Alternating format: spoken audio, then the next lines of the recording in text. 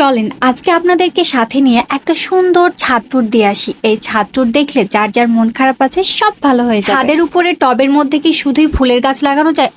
একদমই না। যদি মাথায় বুদ্ধি থাকে তাহলে শাকসবজি থেকে শুরু করে ফলমূল সবকিছুই লাগানো যায়। দেখুন কি সুন্দর কচু শাক লাগানো আছে টবের মধ্যে। অনেকেই তো কচু শাক কিনে খেতে চায় না, কোনখান থেকে নিয়ে এসে বিক্রি করে। শুধুই কি কচু শাক, কলমি শাকও লাগানো আছে। শাকগুলো দেখে বোঝা যাচ্ছে অনেকটা ফ্রেশ, তাই না? এই গাছগুলোকেও মানুষের মতো করে অনেক যত্ন নিতে হয়, এর জন্যই তো এত টাটকা এন্ড ফ্রেশ হয়ে আছে। এইবার তো লেবুর গাছে অনেকগুলো লেবু এসেছে। এটা হচ্ছে দেশি পাতি লেবুর গাছ। একটা মাঝারি ড্রামের মধ্যে এই লেবুর গাছটা লাগানো হয়েছে। মাত্র 1 বছরের মাথায় এই গাছটা এত বেশি গ্রোথ হয়েছে। এগুলা হচ্ছে পাঞ্চে ডাটা, লাল ডাটা, সবুজ ডাটা, 2 ধরনের ডাটাই আছে। এগুলো মাছ দিয়ে রান্না করলে খেতে অনেক বেশি মজা হয়। ছাদটা খুব একটা বড় নয়, তবে ছাদের প্রত্যেকটা জায়গায় এরকম গাছগাছালি দিয়ে ভরে গিয়েছে। আমার মতো যাদের জায়গা জমি কোনো কিছুই নাই তাদের কিন্তু ছাদ বাগান করা একটা স্বপ্ন। এইবার আপনাদেরকে কিছু ফুলের গাছ দেখায়। এটা হচ্ছে পর্তুগাল ফুলের গাছ, কেউ কেউ আবার দুবরা ফুলের গাছও বলে। ছাদের উপরে এক সাইডে বাঁশের বেত দিয়ে কয়েকটা ছোট ছোট চালা করা আছে, সেই চালাটাকেও গাছ দিয়ে ভরিয়ে দেওয়া হয়েছে। এই ফুলটার কালারটা অনেক সুন্দর, তাই না?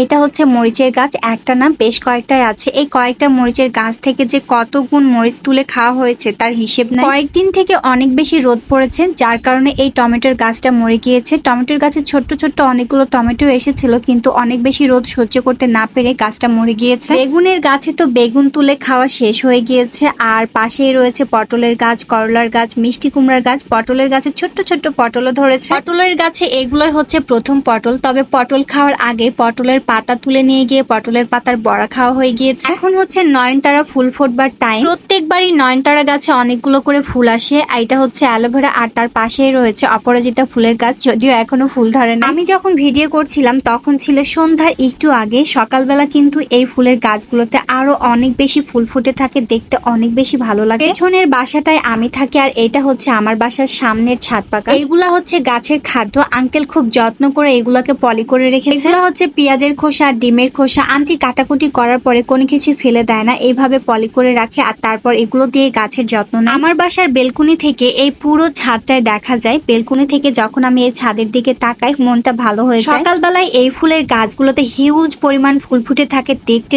দারুণ লাগে। আমি কিছুটা ফুলের ডাল নিয়ে নিলাম, বাসায় গিয়ে আমার বেলকুনিতে লাগাবো। তাই আন্টি আঙ্কেল তো অনেক বেশি ফ্রেন্ডলি। আমরা তো একসাথে অনেকজন গিয়েছিলাম, কিছু খাবো না, তারপরও আন্টি আঙ্কেল জোর করে আমাদেরকে একটু নাস্তা খাইতে দেয়। এইটা কি কেউ বলতে পারবেন এটার মধ্যে কি আছে? এটা হচ্ছে একটা মাটির পাতিল, আর এই পাতিলের মধ্যে রাখা আছে পানি। পানি যেন ঠান্ডা থাকে তাই এই ব্যবস্থা। যারা ফ্রিজের পানি অ্যাভয়েড করে তাদের জন্য পানি ঠান্ডা রাখার ভালো একটা উপায়। আমরা যেহেতু অনেক রাত পর্যন্ত জেগে থাকি, আঙ্কেলকে দেখি সে রাতের বেলাতেও গাছের অনেক যত্ন নেয়। তো আজকের ভিডিওটা এই পর্যন্ত।